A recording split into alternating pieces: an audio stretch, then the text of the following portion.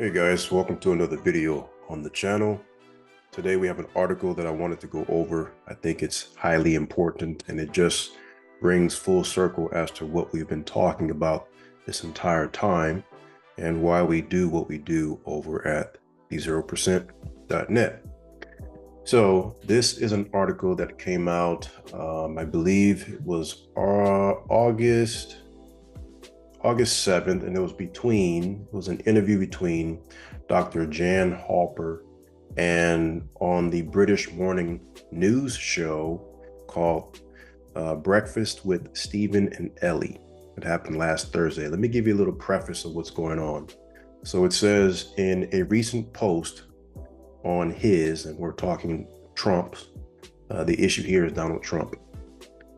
In a recent post on his social media platform, Truth Social, former President Donald Trump praised the analysis and comments made by Dr. Jan Halper-Hayes during a recent interview.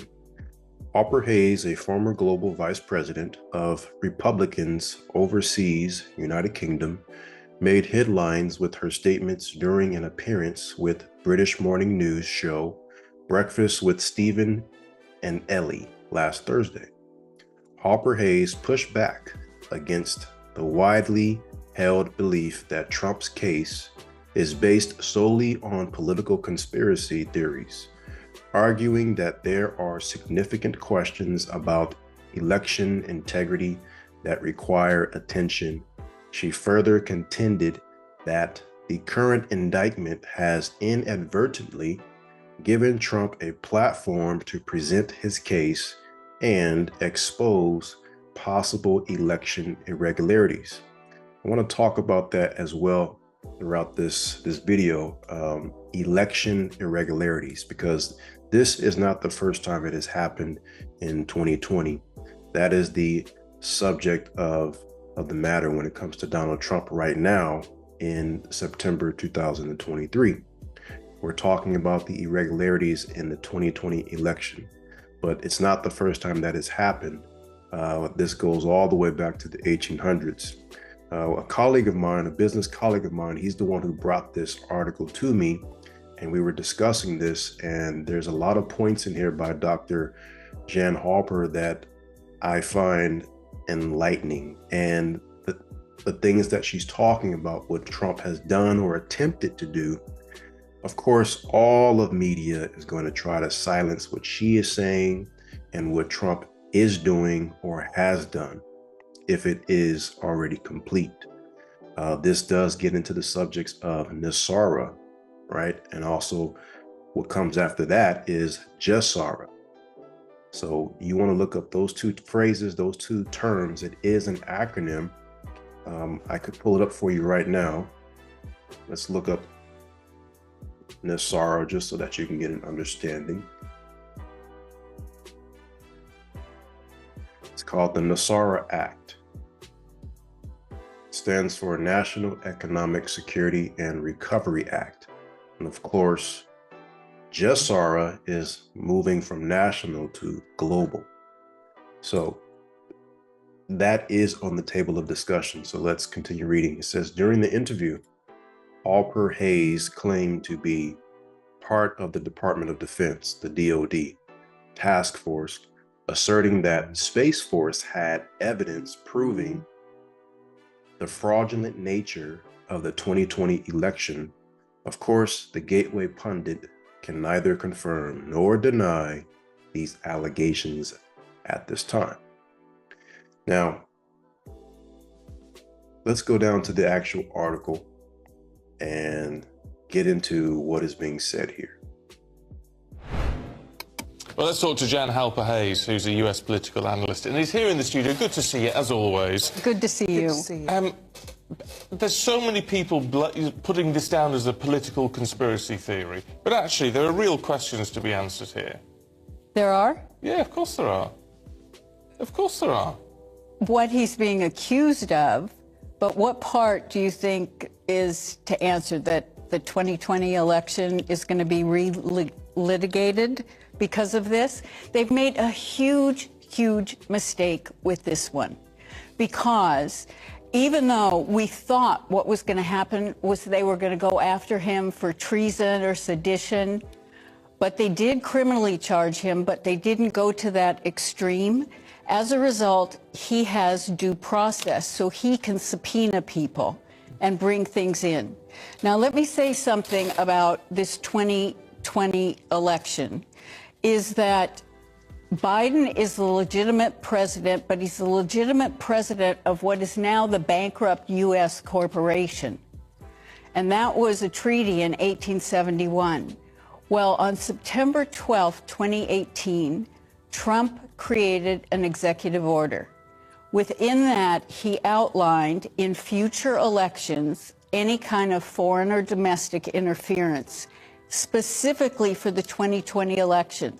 So we say, how did he know some of these things were going to happen? Election integrity on both sides of the aisle is tough. It's really tough.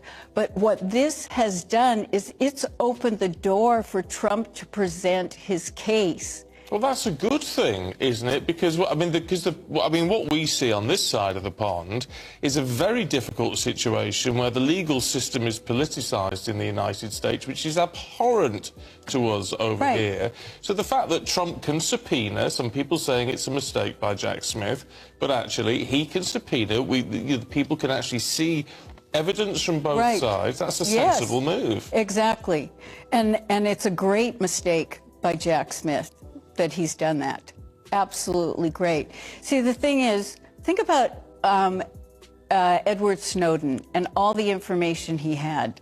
Think about the fact that our military, our Department of Defense Space Force, if you think that they don't have the actual real results from the election, then you're fooling yourself. Yeah, but what we do know with this is we're told that there are plenty of notes from people, including Vice President Pence, that there are some recordings of Donald Trump acknowledging that actually what he said in public was nonsense. That some of these states, whether he claimed he was out saying look, Detroit, it's corrupt, it's all corrupt, the results are corrupt. And that when in reality he knew it wasn't. That's illegal. But you know what? That's what someone's claiming, but that's not the fact, and that's not what Donald Trump really has ever said. He's been very, very clear. I mean, the issues were, for example, in Pennsylvania, the Supreme Court of the state of Pennsylvania stepped in and changed some of the election laws. Under our Constitution, it's only the state legislators that can do that. 2,000 Mules, the film that came out, what they did, they spent over $4 million tracking the phones. And the reason it's only 2,000 mules is that based on the visits to the drop boxes in Georgia, they had to have gone over 10 times. And they've got all the film for that. So the thing is that the election integrity is so different and so problematic in every single state. But that doesn't mean that the machines didn't do something, that there were some other kind of finagling, but the long and short... Go ahead. Well, it doesn't, but that's where conspiracy comes in, is it? To say, well, it doesn't mean that something didn't happen. Well, there's no evidence that it happened. I mean, there's how many court cases did the Trump campaign try to bring? Nothing's gone in his favour. Okay, wait a minute. Everyone, the media goes, oh, there were 60 court cases that were rejected. No, there were 3. He won 2, he lost 1, 57 were never heard because they had no standing. And standing means that the person bringing the case has to claim some kind of impact or injury. So it's really, the media did that, and they're great at doing that, but it was a fallacy in there. And the thing is that, I sit on a task force at the Department of Defense, and the thing is, they've got the goods. They've got the goods, and Trump knew that if he presented any of the goods early on, we'd have a civil war, that he really felt that the people needed to see how bad it could get. And that's the sense that we're getting from Trump's lawyer about what his defence is going to be. So this is all going to be based on free speech, the First Amendment in the US Constitution, that he had a right to say what he believed, and he believed that the election results were not as was put out. But the point is, if you live in a democracy and you believe in a democracy, then that means that even if you don't like the outcome of an election, you respect that because it's a democratic vote. Well, a democratic vote, and so therefore he should be silent about it. No, he has a right to speak, but the issue, of course, is if he then acts to subvert that election result. Oh, so that because you think he's being criticized because in Georgia he said, can you find me 12,000 votes? Or, you know, the thing is, he didn't try to subvert anything. What he's really done is he set up the deep state to come out, and that's why we're seeing all these things. I mean, it was revealed with whistleblowers and Hunter Biden's ex-best friend that in 2015, the head of Burisma gave Joe and Hunter Biden $10 million bribe. In 2018, Joe is on TV publicly saying that he threatened that unless they got the prosecutor fired, that he wasn't going to let them have their $1 billion in support. In 2019, Trump calls Zelensky to find out about what went on to get the prosecutor fired, and he gets impeached. I mean, we've lived with it for a long time. We're almost out of time. I just want to pick you up on one thing. You said earlier on, you know, Donald Trump has been very clear on this.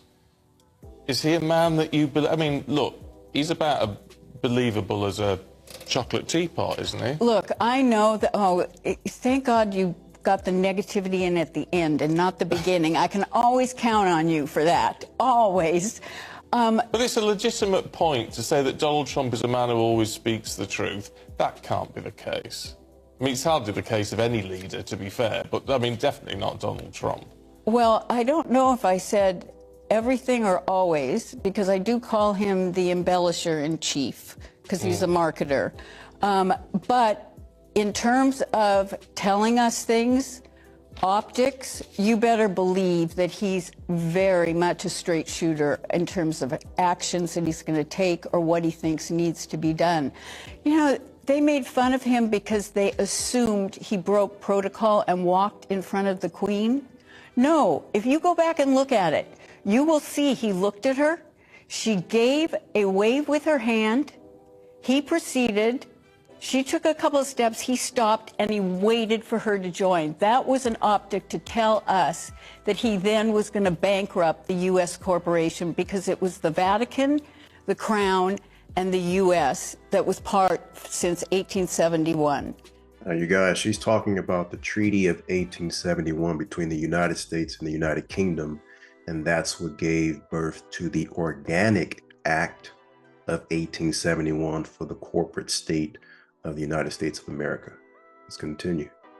And we were giving you our tax dollars. We were paying back. You know, forget this Tea Party and without taxation, without representation. We owed you a lot of money because you helped us in the Civil War.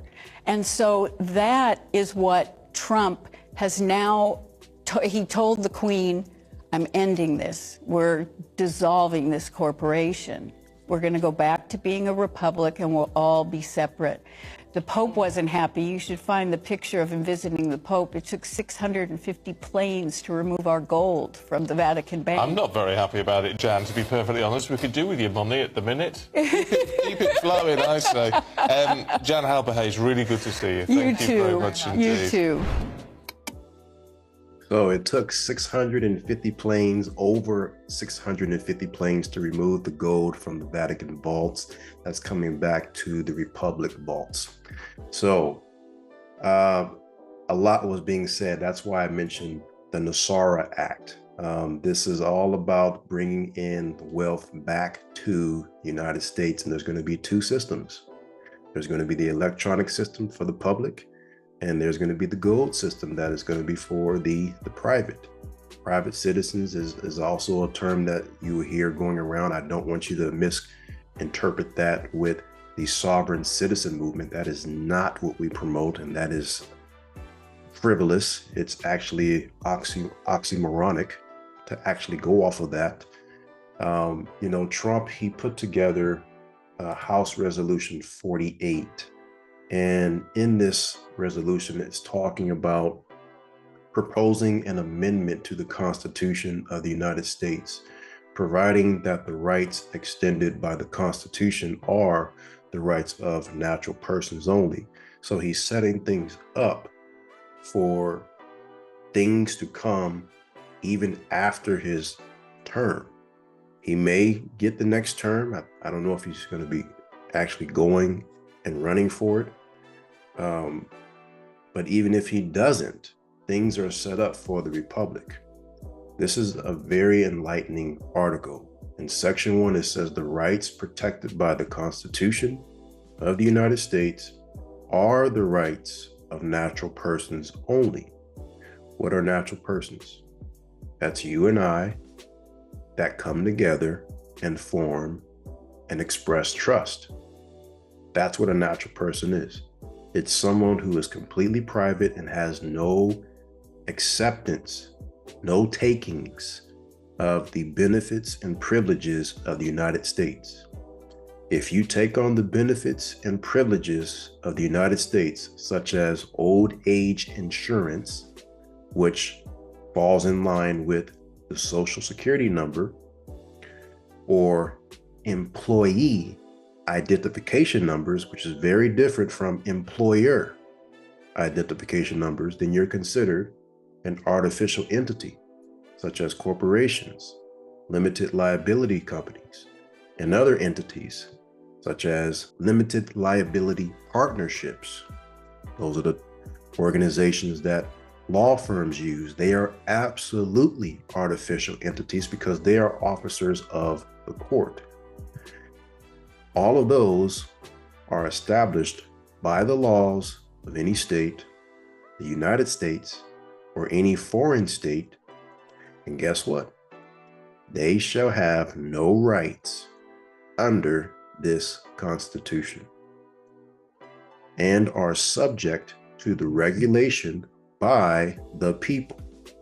The people are those who are inside of express trust, considered to be natural persons. The people is the Republic.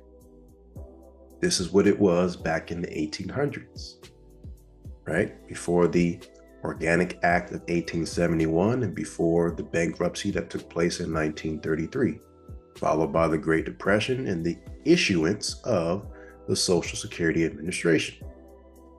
So the federal, the state, and local law, all of that is ran by the Republic. Okay? And this is what he set up. So this is going to come into fruition. So as of right now, this was introduced back in November, on the 1st of November, 2022. That's when it was, well, that's the last action. Now, when was it introduced? Let's see here, back in May of 2021. All right. So I will have this link, this article in the description. Now, notice how she was talking about he severed or closed the United States Corporation, right? I mean, you can look this up in your state. Let's go to Florida. If you go to the business records and just do a simple search of the United States Corporation Company, that's what she mentioned. You'll see right here. This is their article. And you'll find exactly where the information is. All corporate charters must have articles of incorporations, right? This is the United States Corporation Company. The principal office is Wilmington, Delaware. Delaware is a great state to start a company because if you wanted to hide your assets and put it all in the name of a Delaware company, guess what? If someone wants to find out what assets you have in attempt to sue you for whatever reason, they're going to have to go to Delaware and obtain a court order just to see what's inside of that company. It's a shielding company, just like Wyoming and South Dakota, and there are others. Let's try Nevada. No, this is Wyoming. And you can go to Nevada as well, any state, and type in the United States Corporation Company. Here it is. Where are they based out of? Again, Wilmington, Delaware. Same company. So it's not something that is not known. I mean, even inside of Title 28 U.S.C. 3002, you go down and you see in Section 15, United States means a federal corporation. If you know where to look, you can find these things. So if they absolutely did this, if there is fraud that has taken place with the 2020 elections, like I've said before, they are absolutely going to do this today. And they've done it in the past as well. It's not the first time. It is not the first time that this has happened. If we were to take a look at Title 8, subsection 1101, bringing this all full spectrum and bringing this home, talking about artificial entities versus natural persons. On one side, the artificial entities are U.S. citizens, U.S. nationals, legal permanent residents, and aliens that have the opportunity to work here, right? They're quasi, they have 1 foot in, 1 foot out. Those are still considered to be the artificial entities. If you go down to, I believe it is subsection 20, it tells you exactly what it is, because there are discussions that you will find out on the internet that's saying, no, you do not want to be a U.S. citizen. You want to be a national of the United States. And I'm here to show you that in their own words, it says the term national of the United States means a U.S. citizen. It means a citizen of the United States. So those terms are interchangeable. They're one and the same. The term national of the United States, it also means a person who, though not a citizen of the United States, owes permanent allegiance to the United States.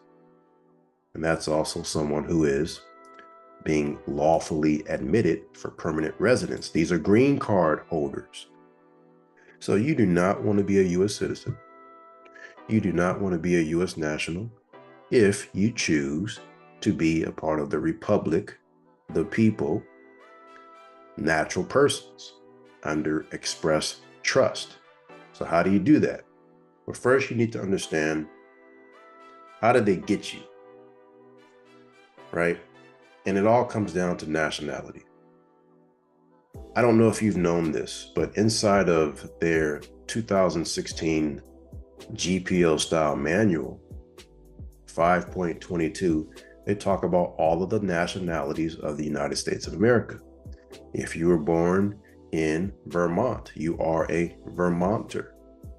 If you are born in Wyoming, you are Wyomingite or Wisconsinite, New Yorker, Iowan, Alaskan, Alabamian, Kentuckian. These are the true nationalities that you are supposed to have if you're born in one of these 50 countries, because they are countries. But instead, they have only presented and given you Alaska Native, Black or African American, Negro, Afro, Colored, Hispanic, Latino, Puerto Rican, White. All of these are the different disenfranchising terms that they are placing on your license, the application behind your license, the child support, the spousal support, the marriage licenses, and your passports. This needs to be removed so that way you can utilize these terms on your documents so you can be a part of what Donald Trump is trying to set up. That is to come. There is going to be a difference. What type of money you can use, and you have to be a certain type of status to be able to use that in commerce. That's what this is all about. Everything comes to being a merchant in your proper respect and your proper status. That is what this is all about. It always comes down to the money. If you cannot use money the proper way, then you are a slave. So how do they get you? Right? Of course, let's look at the number one document, your passport application. If you have not paid attention to the acts or conditions section, then they got you. They tell you what you need to do. If any of the below mentioned acts or conditions have been performed by or applied to the applicant, a supplementary explanatory statement under oath, that means an affidavit, by the applicant should be attached and made a part of this application. Now, what acts are they talking about? Everything in this paragraph here.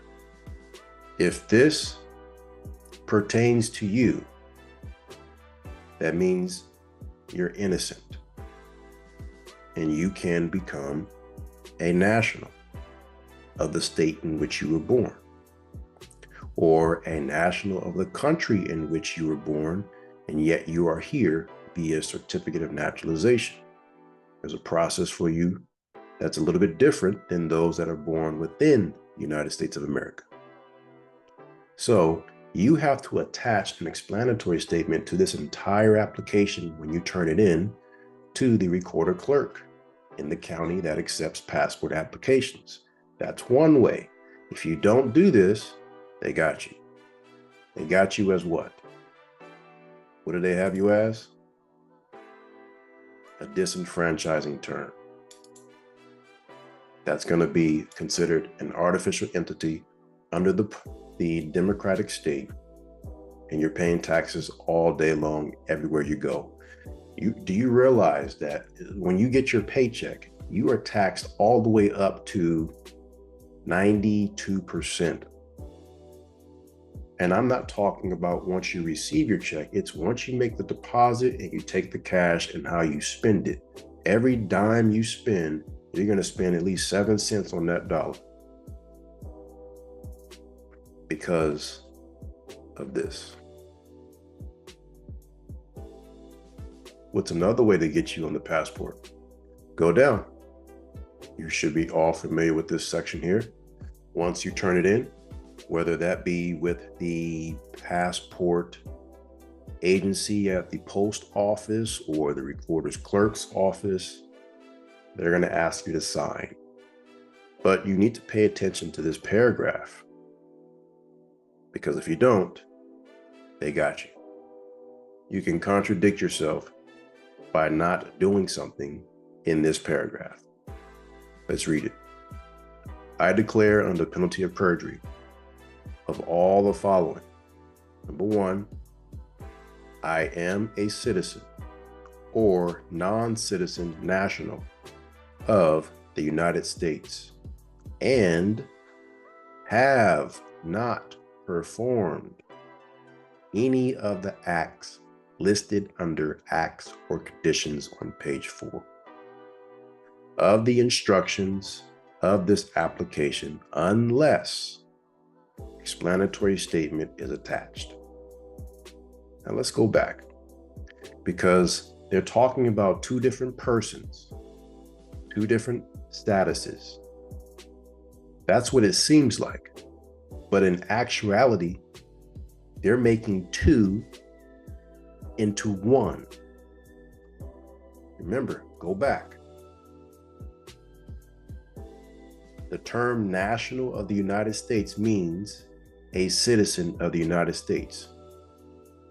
Two different types, but one goal. That's what they're doing here in this section here. It's the same thing. It's wordplay. So let's break it down. I am a citizen of the United States. Okay. Let's go back. I am a non-citizen national of the United States. So what is a non-citizen national of the United States?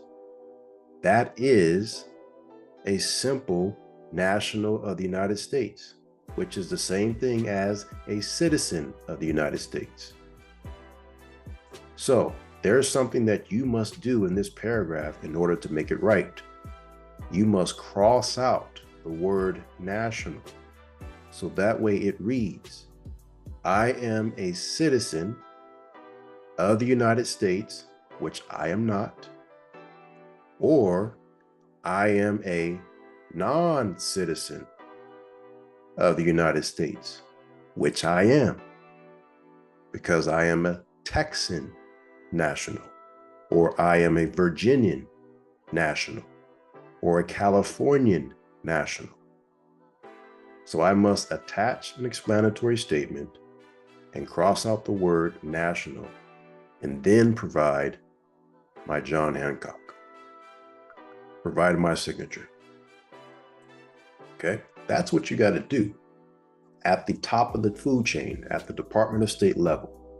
From there, you work your way down the state level, and if you have to, in the county level, depending on what you do.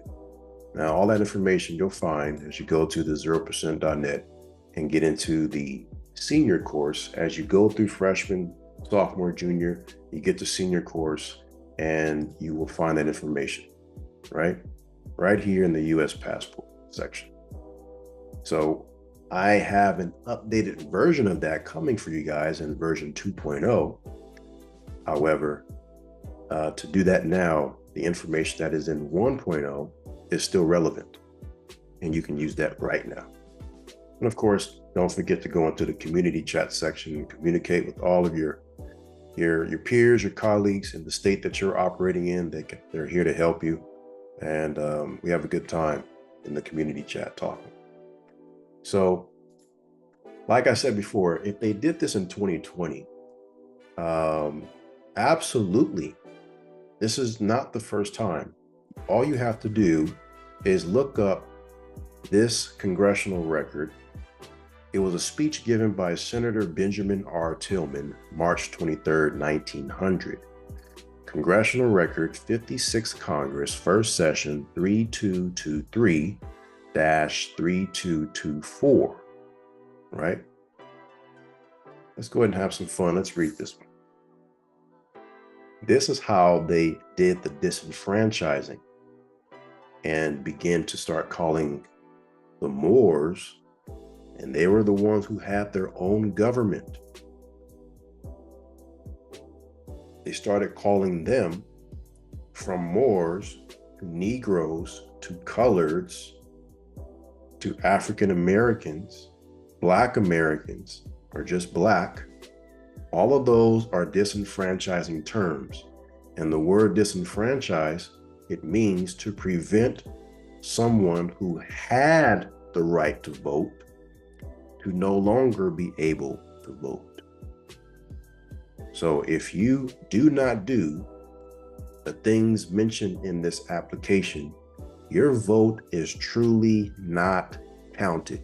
It is just collected to see where the minds of the people are, so government can manipulate and control.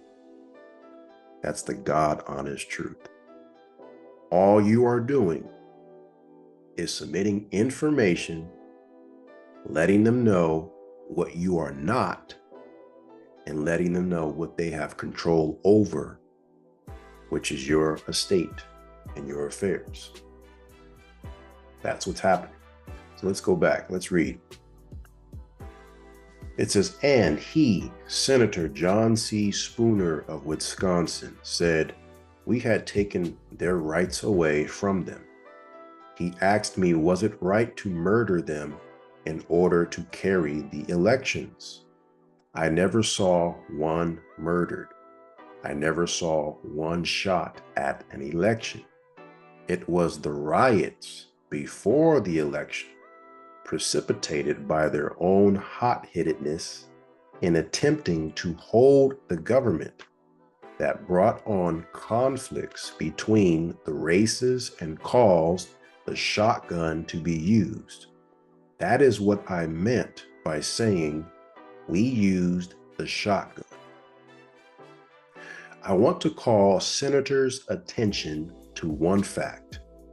He said that the Republican Party gave the Negroes the ballot in order to protect themselves against the indignities and wrongs that were attempted to be heaped upon them by the enactment of the Black Code.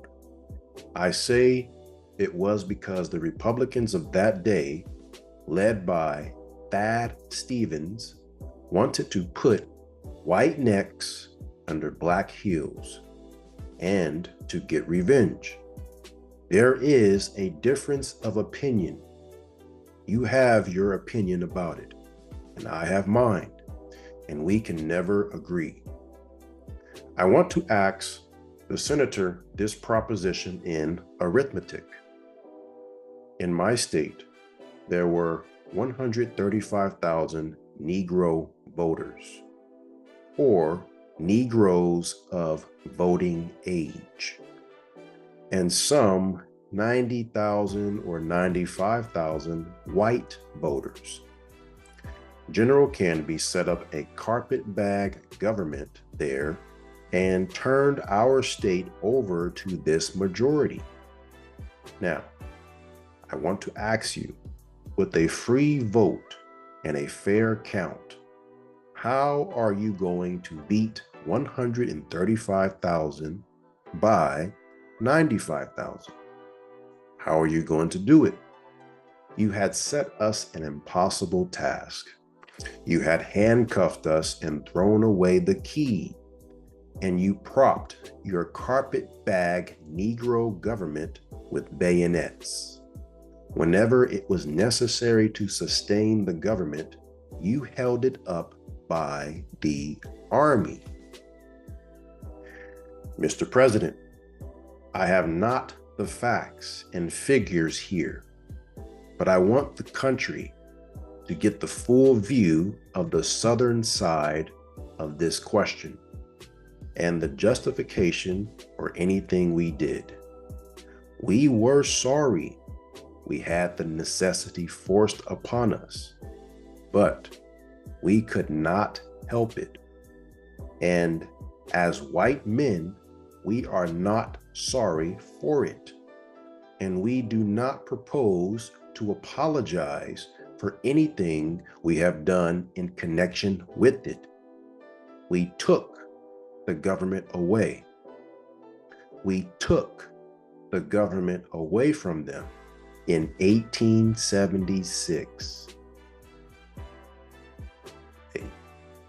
Pitchfork Bill Tillman just said they took the government away in South Carolina from the Moors in 1876.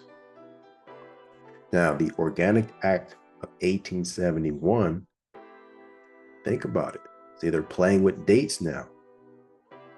What they say had happened didn't happen. How could they have done that if majority of the country was ran by Moors? And this is also coming from Benjamin Franklin's mouth. He said that these white men are fairly new to the population of the earth since 1751. I think I'll pull that up as well.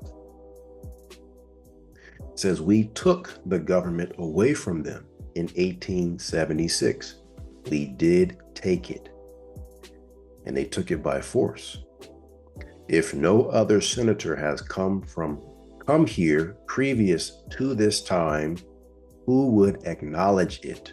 More is the pity. We have had no fraud in our elections in South Carolina since 1884.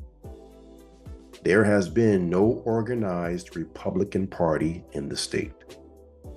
We did not disfranchise the Negroes until 1895.